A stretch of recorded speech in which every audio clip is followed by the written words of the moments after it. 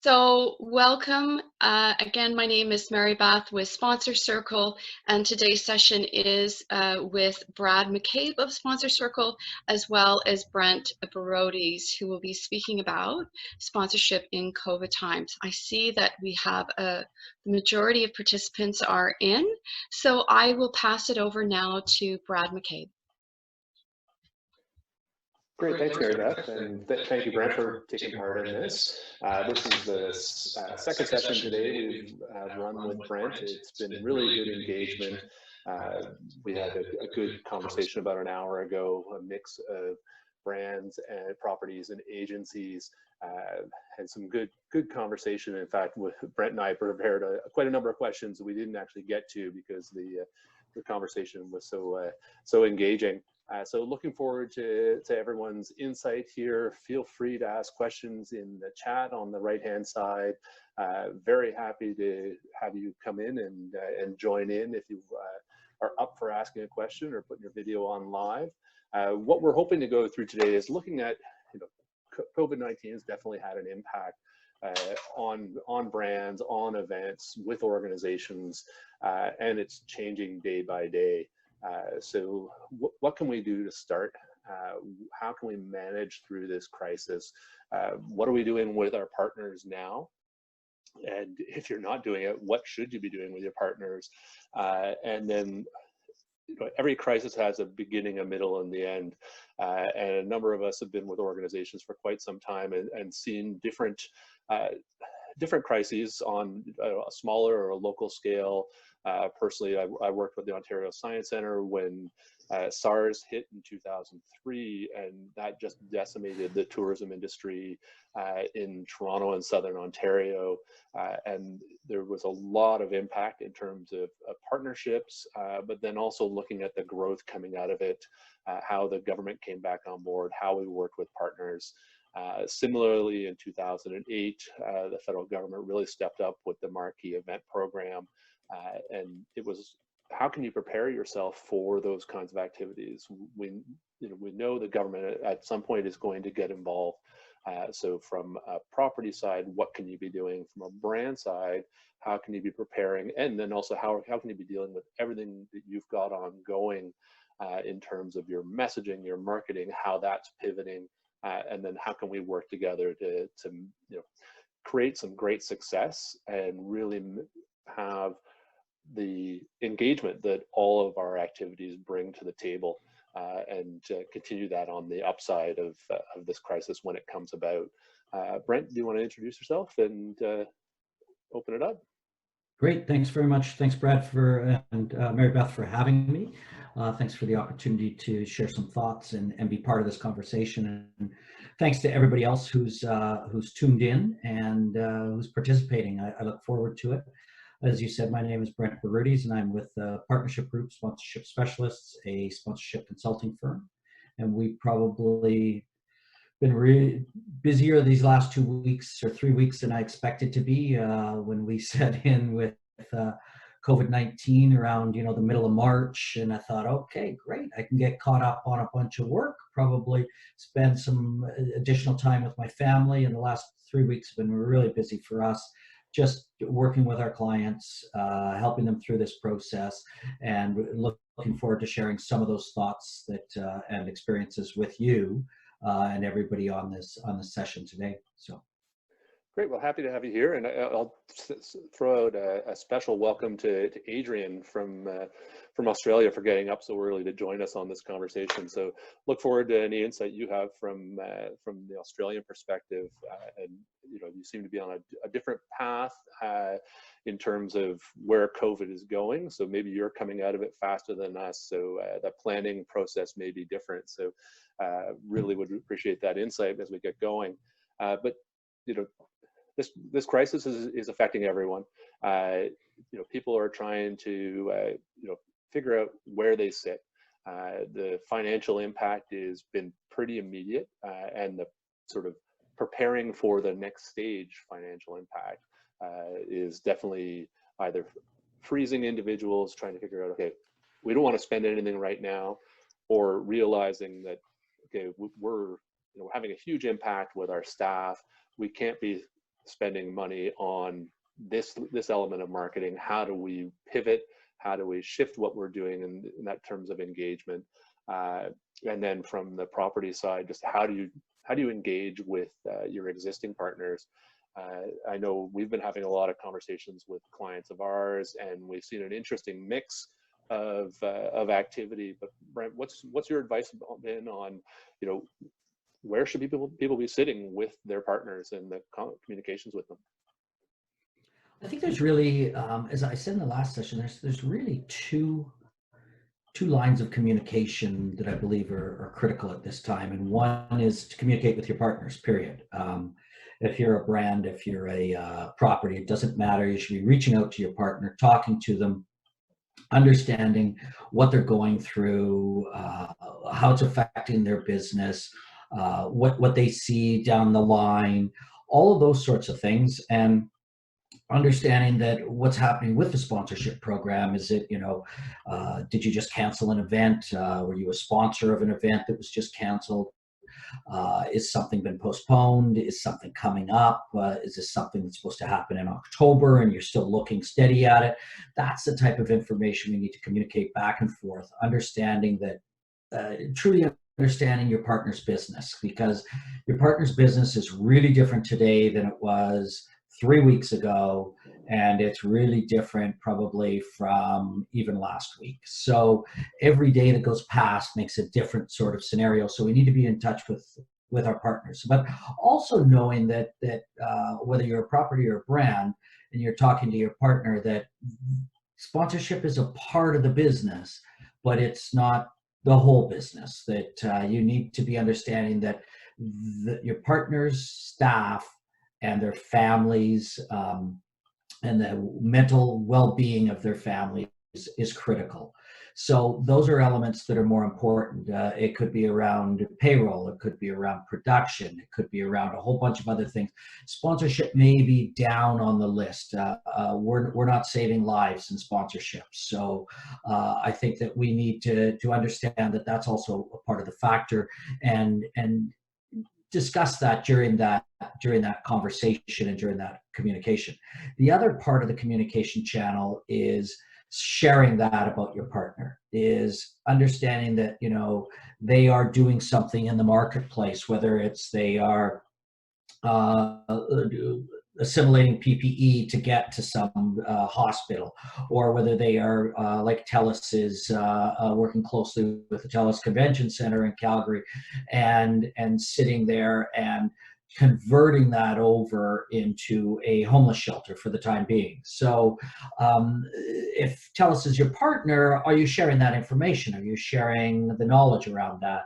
Recently, Air Canada just hired back 16,500 of their employees effective this morning to be able to put them back to work, and they're paying them retroactively to the middle of March. If you're a festival or an event or a program that a facility, I don't care what it is, that Air Canada is your partner, are you sharing that knowledge and letting people know that their CEO and their COO have both, and their CFO, all three of them have taken major cutbacks. In fact, they've deferred their salaries for the next several months, and at the same time all their management has taken a hit of at least 10%, some of them higher in their salaries.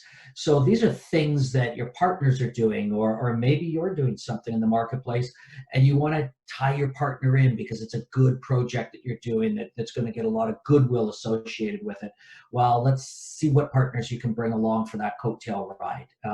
That's the two types of communication that we're talking to our clients about to start with, is that number one, make sure you are communicating with your partners, and number two, how can you shine a good light on your partners during this period in time to give them some additional exposure. And the third part, communication wise, is really just understanding that this shift to virtual to digital is not only happening for us right now as we're having this forum, but also the new world of sponsorship is going to be shifted into virtual reality. It's going to be shifted into virtual experiences, and it's going to be shifted into digital being a way bigger priority. So those communication channels, we have to learn better, we have to integrate better, and we have to understand better. I think that tone element is huge. It's making sure that conversations we're having make sense at this time. A couple of our clients are they're still having good success with some of their partners and being able to convert from the live in-person events to more virtual elements. In fact, some of their partners have really stepped up to do more. And it has to do with the thought leadership piece that the audience that this one organization has really meshes well with all of their partners and what can be happening throughout this crisis. So I think there's opportunities to be had. It's a matter of making sure that what you're presenting from a property standpoint or what you're bringing from a brand standpoint, that it's got that fit and it's not going to come across as off-putting.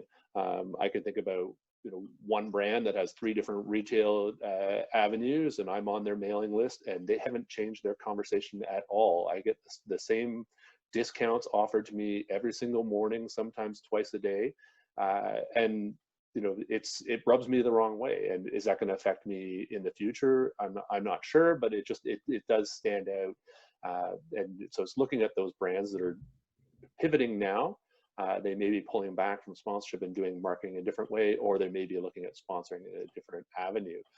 Brent, what's your experience been for seeing some of the ones who are doing it right? I think you nailed it when you talked about it's the tone and it's the messaging.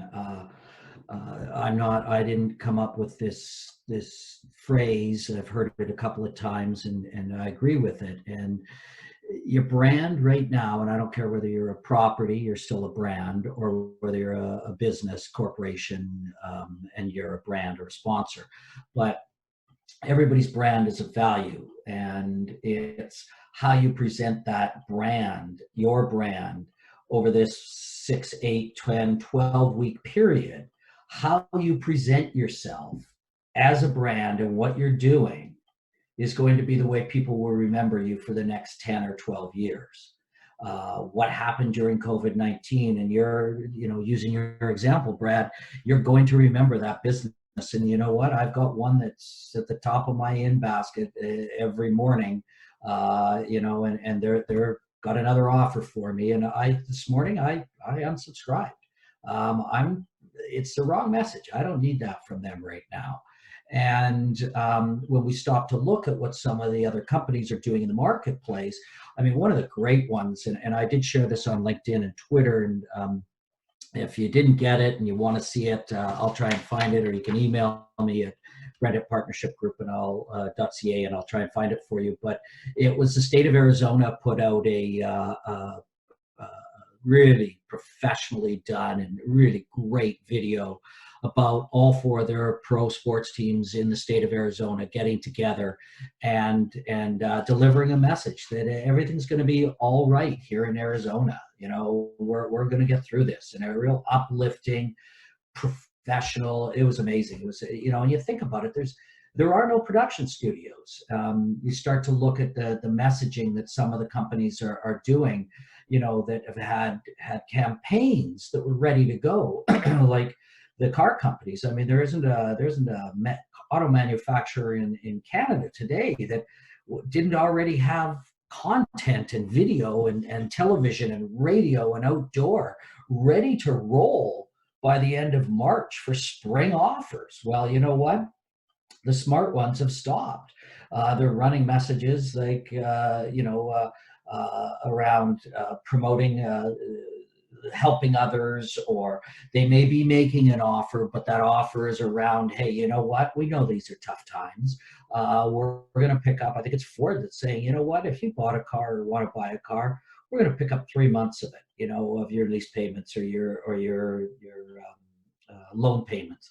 We want to be here for you. And then I look at BC Hydro. I live out in Nanaimo in British Columbia, and BC Hydro supplies, it's basically a monopoly, and they supply, the electricity to all the homes. And they sent out an email yesterday that said, hey, or 2 days ago, I guess, that said, hey, you know what? we know that people are going through tough times, and if you've lost your job or you're affected by COVID-19 from a revenue perspective, you're a small business or you're a big business, you don't have your companies closed down, it doesn't matter. Just fill out this form, tell us what it is that that's hurting you in COVID-19 financially, and we'll credit you. We'll credit you for the average income or average billing for 3 months. So if my average bill was $100 a month, they're going to give me a credit on my account for $300. So that means basically I'm not paying BC Hydro for the next 3 or 4 months. Obviously, electricity usage goes down in the summertime, so great to see that they're using the last 3 months in the winter. So, but the end result is that I'm going to remember about BC Hydro. I mean, the telecoms have just about all of them have turned around and said, you know what, there are no overage fees. We are not, for the next 3 months, we are not going to do any overage fees. I know that there's a lot of those types of things that are being done in the marketplace to make it way better. I mean, we've watched scenarios like Budweiser, who's taken their redirected $5 million of their media buys and their sponsorships and shifted it over specifically into COVID relief. And that message is getting out there, and they're not buying the airtime to say what they're doing. It's going out through social, it's going out through digital. People are appreciative. Those of you that may be aware, I mean, Bauer, the hockey equipment producer, has shifted to producing masks, safe masks for healthcare workers. At the same time, Dyson, whether it's your Dyson dryer in the public washroom, or whether it's your Dyson that you're vacuuming your house with, they've switched over to produce ventilators. We've watched the small, medium, and large distilleries and breweries shift over production into sanitation products, so that we're seeing this. Those are the things that we're going to remember about those brands and about those companies. And I the other two that come to mind are Allstate. They just gave up $600 million in revenue, and they basically said to their auto insurance clients, we're cutting back 15% off your premiums. Why? Because you're driving less. You don't need as much insurance coverage. That's $600 out of their pockets in revenue that they didn't have to do, but are doing. Now's the time to shift, I believe, and I think anybody that's in marketing will tell you this, that the shift is away from selling a product. It's into building your brand and helping others. And so, for instance, the other big one that just happened in the last couple of days is Pepsi. I mean, they've taken they're redirecting their entire TV and digital budget for the next several months into the upcoming One World Together at Home concert that's happening on April 18th, virtually and digitally. So those are the things that we're going to remember. And now isn't the time to be selling your sponsorships. It's to be deepening your relationships, building relationships, starting relationships if you haven't got them with your partners, and being able to see how we can help others, whether that's your neighbor, whether it's your family, whether it's your coworker, or whether it's your partner in a sponsorship agreement. How can we help them? Because at the other end of this, people are going to remember, and how you position your brand today is how people are going to remember you for a very long time. And I think that's really important. There's so much change going on right now, and it's, how do you help each other pivot?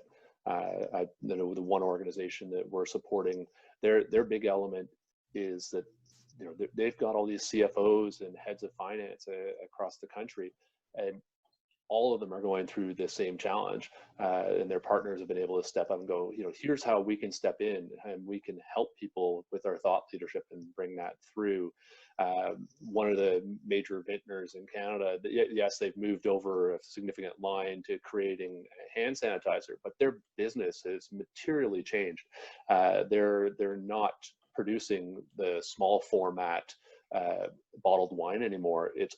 They've seen such an influx in demand for 4-liter box wine that they have had to flip their whole process to put that out, because that's where they're succeeding, because their businesses changed.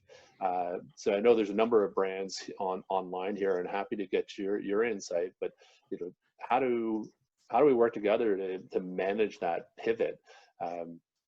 There's going to be an end to this, and coming out of SARS in 2003 and out of the crash in 2008, and Brent, more recently with you having a lot of work around the Calgary floods and the Fort Mac fires.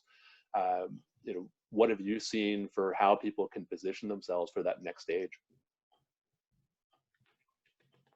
Well, I think that there's a couple of things there that we need to be looking, as you described it. There's three stages I see at this, and you've identified those. And the first one is the immediacy, and we're hopefully, for most of us, through that immediacy stage, which is we've been in this for 3-4 weeks. But it's remove the panic, connect with your partners, understand the landscape, understand where we are today. And then the next stage is the recovery. As isolation is lifted, how is that going to affect our business, our as a property, as a brand? What are the next steps? And ultimately, what will we look like, or how are we going to manage our world post COVID-19? And we don't have all those answers, but I would say that right now we need to be looking at planning for recovery and planning for post. And starting to build out those strategies and start to build out those plans, as Terry and Andrea from ATB mentioned on the last session here.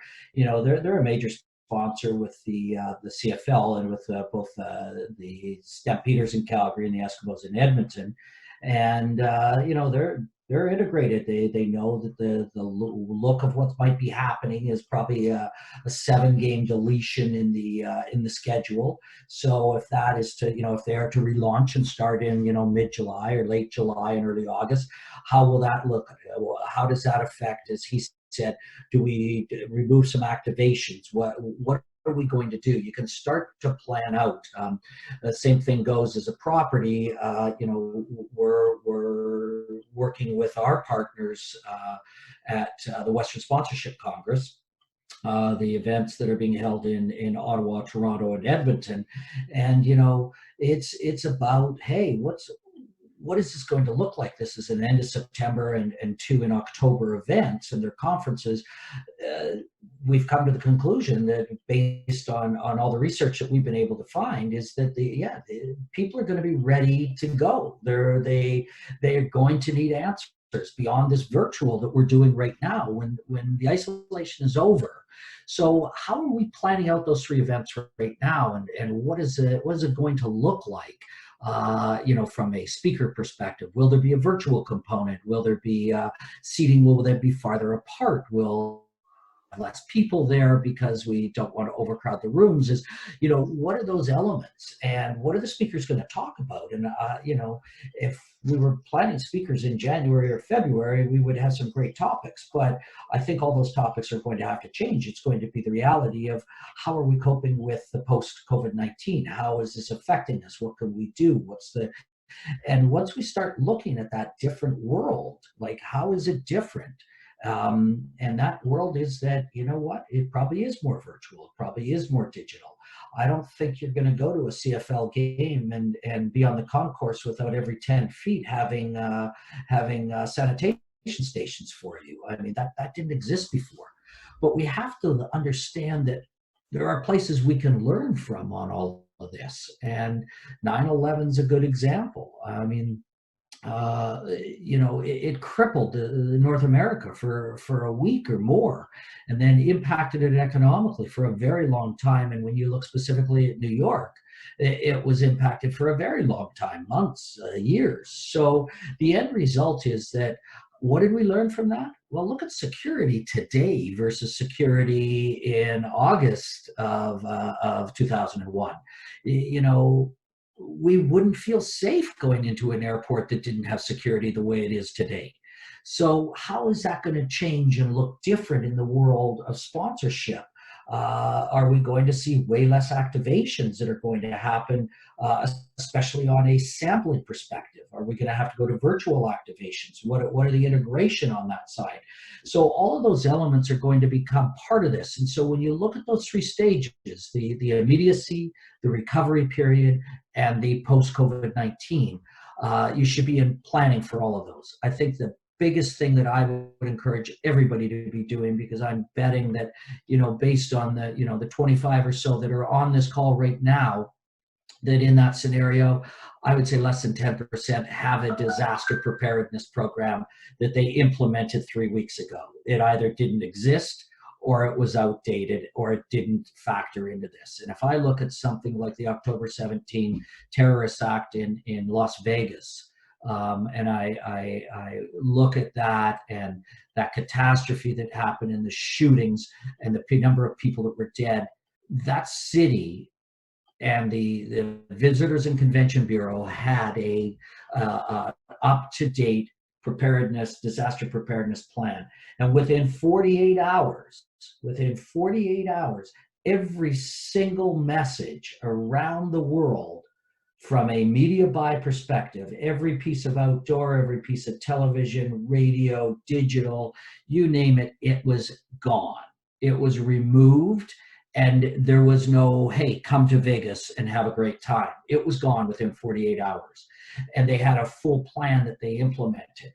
And look at your own organizations today. We've had, in the last 20 years, and most of us have been around for 20 years, and I look at who's on this call, some of us may have been younger at certain points, but if we go from 9/11 and then we look at SARS that you mentioned already, Brad, and we take a look at the catastrophe that happened in the Boston Marathon, as well as the scenario in Las Vegas, and then we look at the natural disasters that have happened in Canada alone with the forest fires, and Adrian, yourselves in Australia with the forest fires leading up to COVID. All of these things, did we have plans to how to deal with that and how it would affect our sponsorship programs or what we needed to react to? Probably most of us didn't. And I would encourage that if something comes out of this, that every one of us has and we might have the time to build them now, is to have that disaster preparedness plan. I think that fits into that three-stage element of immediacy, recovery, and post. Yeah, and I think that sort of leads into sort of setting expectations about what you can or can't be doing in this stage. Everybody's looking at the revenue lines and probably getting pressure from the top, going, okay, I've got business objectives I need to deliver on from a sponsor perspective. I've got revenue line that I need to bring in from a property side, that there's an expectation, a budget built on all this sponsorship or revenue coming in from an event or a program. It's going, what can I do now? So are there areas where people are doing well and they're well positioned to have these conversations? Should I be out selling and cold calling people now? How's that going to come across, or is there a recommended approach? Another great question, Brad, and I think the answer from our experience and what we're talking with our partners about, or our clients, is that it's on an individual basis. It's understanding, as I said earlier, that first communication piece, understand their business, understand where they are, where they're hurting, and what you can do to help them.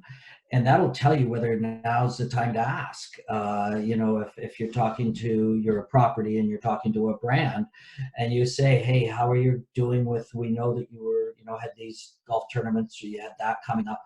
What are you doing? How are you managing that? I know our event is until, you say to them, our event is until October, but, and we're still planning on that, or it isn't until November and we're still planning on it. How are you managing this stuff right now?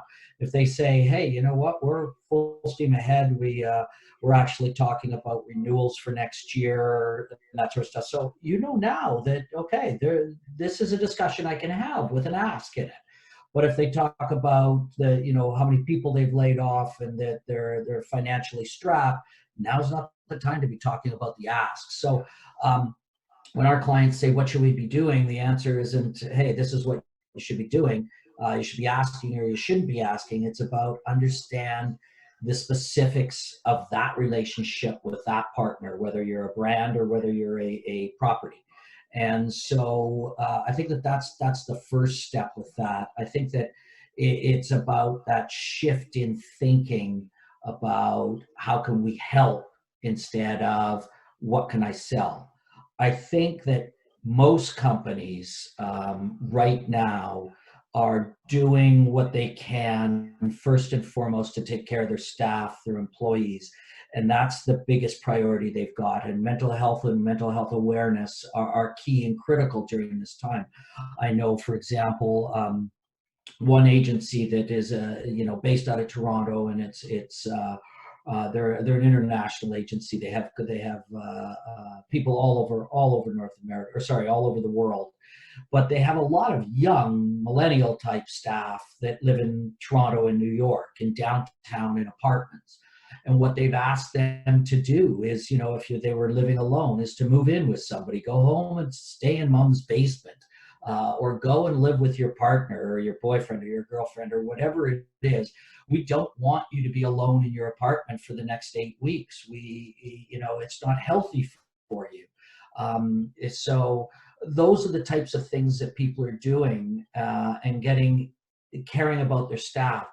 And when I start to look at that, I don't see a lot of push from our clients on either side about, hey, we need to make these Q1 numbers or these 2Q numbers or Q2 numbers. Those are secondary thoughts.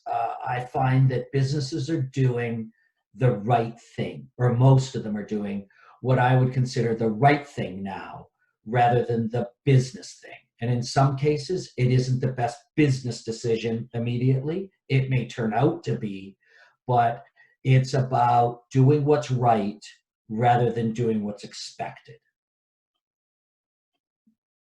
Is there anybody that wants to add to that?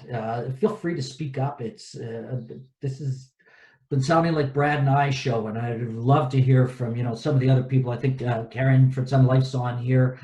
I'm not sure if John Windwick from ATB is on, or I know that Christy Cruz is here as well. If you've got feedback or thoughts, would love to hear what you have to say.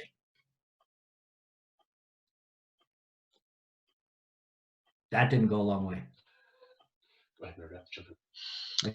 Got to stop picking up people, I guess.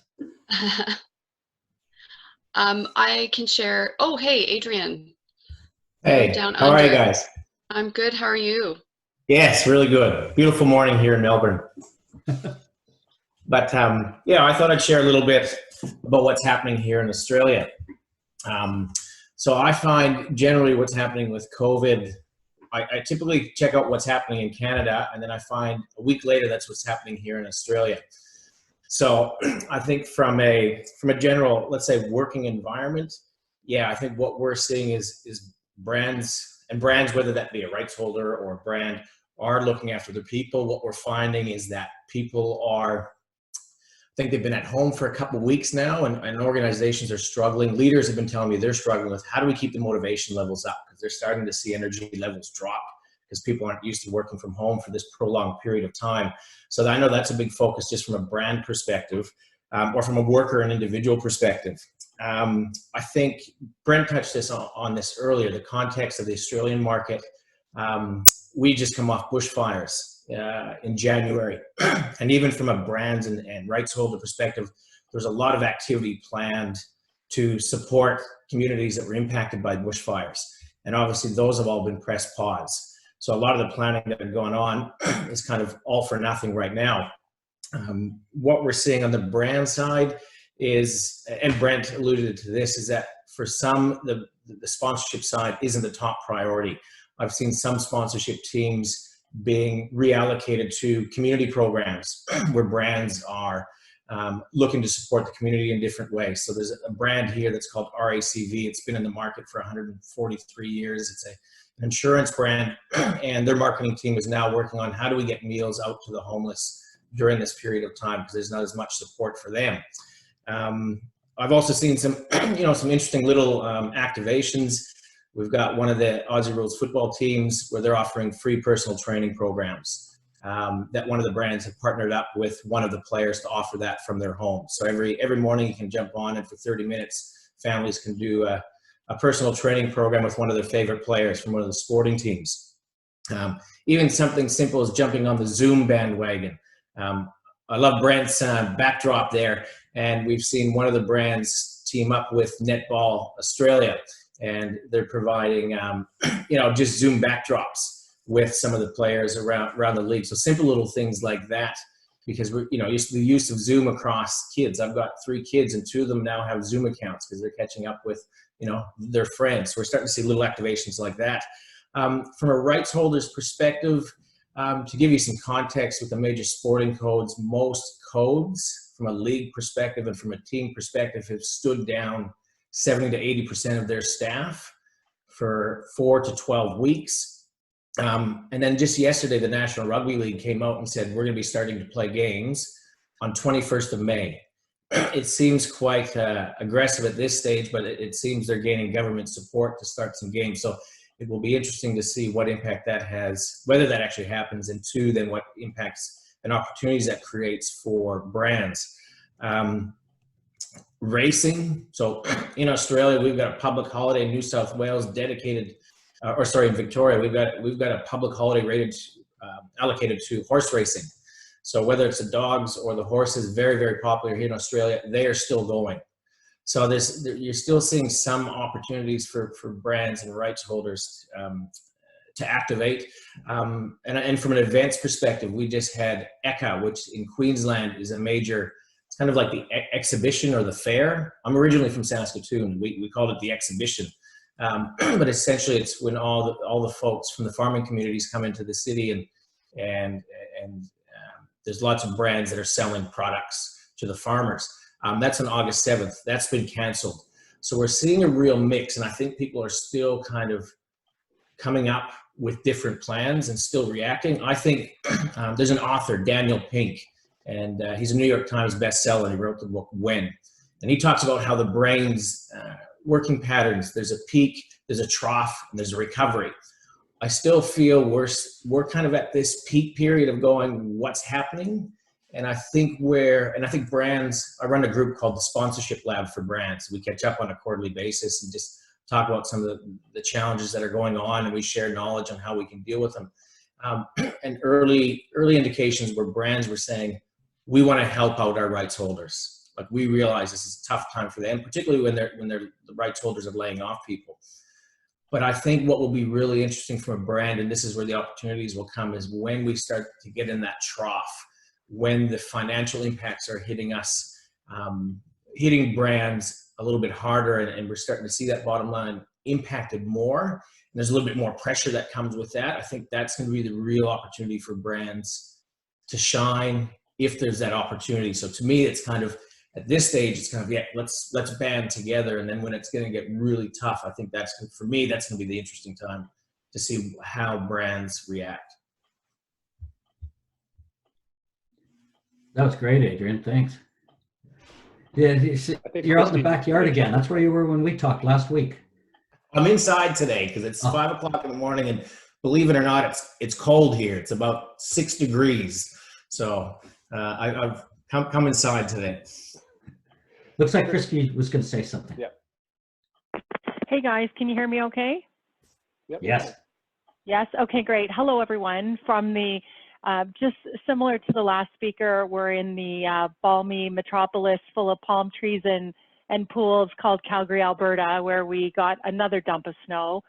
So we definitely should take the blame for pissing off Mother Nature, because she gave us COVID because of us, I think, and our whining and complaining about snow, and it's never ending. Anyway, so besides that, I just wanted to say thank you for inviting me onto the call. I think it's really great. It's been really helpful. Brent, thank you very much. Brad, super good work, and just kind of helping us understand what the situation looks like.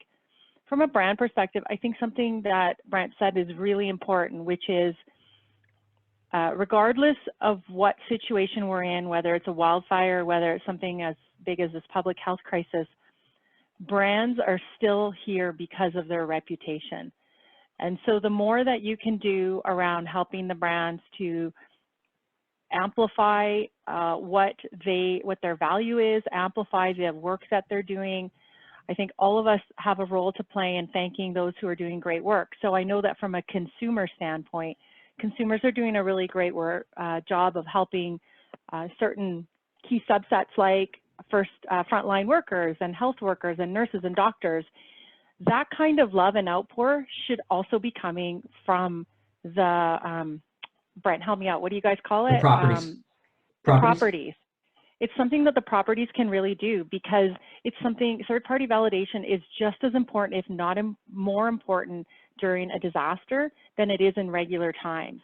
We're still fighting for brand love. We're still fighting for reputation and increasing the awareness of our brand. We're still extremely competitive. And I think that's something that we don't talk about a lot. So even though you might see the banks, you know, always drive us crazy because they do kind of hold hands and kumbaya at times, and we love that, but you're not going to find that with the telephone companies. I'll tell you that right now.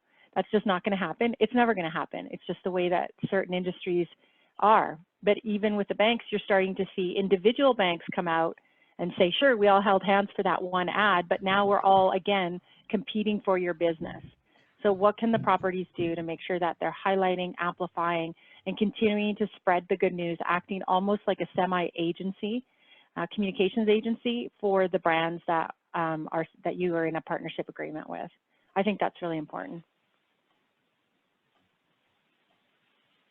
I think thanks a lot, Christy, and thanks for that input. It's true. It's as I said earlier, what those brands do, whether you're a TELUS or whether you are the Calgary Stampede, I don't care, that you're a brand, and what you do in this period of time, people are going to remember you for. And it's that key of market share and brand recognition that becomes critical.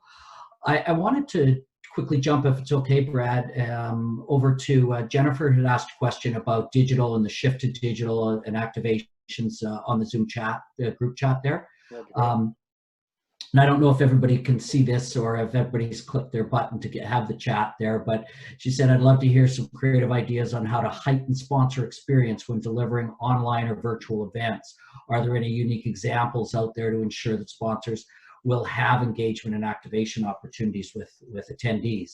I'm going to answer that sort of in two steps. The first one is, what can they do today? Because they can't activate. There's nothing they can do to activate, but it's shifting those dollars or activation dollars into other programs that we've already discussed, like what Pepsi's doing with the upcoming concert, and you know, the other one that I saw recently was Chipotle running a virtual community strategy, building out support and doing it all online. And Chipotle, the restaurant in the States, I mean, I think there's some of them here in Canada, but they have over 500 million impressions on a daily video sessions that it's doing through their efforts with Zoom. I mean, those are things that, as Christy just talked about building brand, their activation dollars have gone over there. So short term, those activations from a digital side is, what can I do to, you know, I mean, maybe it's a brand stepping up and saying, you know what, I can't do anything for TIFF right now, or I can't do anything for this conference, it's now been canceled. But why don't I help them to do a virtual conference? Or why don't I help them to produce a series of workshops like this has been done by Sponsor Circle? You know, those sorts of things, and creating digital opportunities to engage people today. And the message always has to be one of, how can we help you? Not that we have something to sell to you. So I think that that's the digital change right now. It is around the specifics of how can we go digital, whether it's with Zoom, whether it's a virtual workshop, whether it's supplying content online and digitally through your partners and through yourselves to be able to help people in this time of need. So I think that's where the immediate digital activation is. The other post, when we come back after, after the trough area and after the recovery and the post-COVID-19 scenario, I think that we are going to see a more digital scenario from the perspective that, and you're looking for innovative ideas. I think that some of those ideas are the things that you need to look at from a position of, engaging with sampling by digital means. So can we do something, with a tap? Can we do something with our phones? Can we do something with, a lot of, I know Visa has increased their limit from $100 to $250. So people don't have to key in. If they buy something over $100, they can actually just tap still their phone or their card or whatever it is. So there's some of those types of things. How can that be integrated into a sampling opportunity? How can I test something from that perspective? As I said on the last session, maybe it could be about creating a digital link, which now takes you back into their website, and you can order the product for free and to test it out. So I think there's those types of digital. I also, coming back to the immediate thing, is that another one is if you look at Pokemon Go, I mean, they've tweaked their product. I mean, you take a look at Pokemon Go and Facebook groups. These have been around since 2016, 3-4 years, and they're groups where people can exchange social, video chat and quickly engage from that perspective with their friends and with their family. Well, these have become humongous now. They've moved into this world. And if you look back at Facebook's campaign around advertised in the Super Bowl around promoting it earlier this year. So when we look at those group chats and we look at those scenarios, I look at Pokemon too. I mean, they've created a indoor platform. So their platform has gone to indoors instead of being outdoors because people can't go outdoors. So that type of tweaking, what are you doing within your property, or what are you doing within your brand that you can tweak to make applicable to people in their homes instead of coming to your event and experiencing it? So when I look at it, the regional district of Nanaimo, I'm looking at them specifically here, but this has been done by municipalities all across the country. But typically they would have had seniors coming in to work with, to do a play gin rummy or whatever in their halls or in their meeting rooms, or they would have had a fitness class or a yoga class. So they've gone virtual, they've gone digital with this. So that type of an opportunity. So how can I, as a sponsor, what if I typically would have sponsored that gin rummy game? What can I do now from a virtual side to that? Can I make that happen virtually so that these seniors don't have to meet in the boardroom at the community center? They can meet on a session like this on Zoom or on Google Meets or whatever it is, and I can make that happen as a partner, as a sponsor, to engage in that and activate from that perspective. Activation is going to have a different term or different perspective. It's not going to be simply the touch, feel, hold that it has been in the past. It is going to be digital from this perspective. And that's what activation is, making things happen so people can experience them. And I think that that's where we're going to see that shift in the future. I hope that answers your question, Jennifer. If not, just add to it and somebody else will probably answer it way better. Brad, back to you.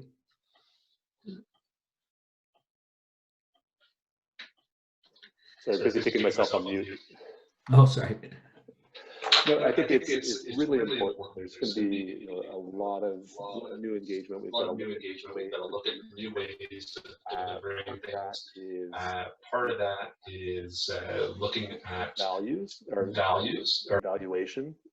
So you've got Collision as a great example. 28 to 30,000 people that were supposed to be coming to a conference here in Toronto in June, and they've moved to Collision online. And having conversations with them, the sponsor dollars that they were commanding and getting as for the live event. Moving into a virtual event, it's a fraction of that. So it's being able to sit there and look at, okay, I've got these revenue expectations, but moving into a new model means changing the model of those dollars. Mary Beth, you jump in? Yeah, I wanted to share some of my experiences over the last 15 years. I've been working with fairly large companies, helping them to introduce technology into their communication and training strategies, including TELUS as well as Loblaws. And there are benefits, and sometimes it takes moments like these that force us to make change, make significant change, and perhaps look a little bit beyond our traditional framework. And in fact, ATB was talking about that on the session just a little while ago. When you think about talking online, having training sessions or any kind of communication, it's not something that we've been doing for very long, but it's something that's becoming part of the norm. And certainly with COVID, it's happening every day. We're finding that we are, business on the top, party on the bottom, loungewear now, and it's totally changing our framework. And there are good things that can come from webinars. So if you think about from a sponsorship standpoint, when it's an event, it sometimes is just one day out of the year. Whereas when you come to webinar series, for some industries, it's a really great opportunity for folks to be able to present themselves as thought leaders over the course of an education program. And then you're talking about multiple touch points over the course of a year, which when you're talking about sponsorship, it's a great way for folks for consumers to make their way through the path to purchase to conversion. So there are great things associated with webinar if they're thought out, they're well thought out, and to embrace it, because it's really not going to go away, even as we move back to community-based and and physical activations. It's going to be here to stay as folks get more comfortable with online experiences. I'd love to use the example and build on what you said, Mary Beth, is that if you take a look at collusion, I was going to say collision, and it is a 3-day event in Toronto, and then it's over.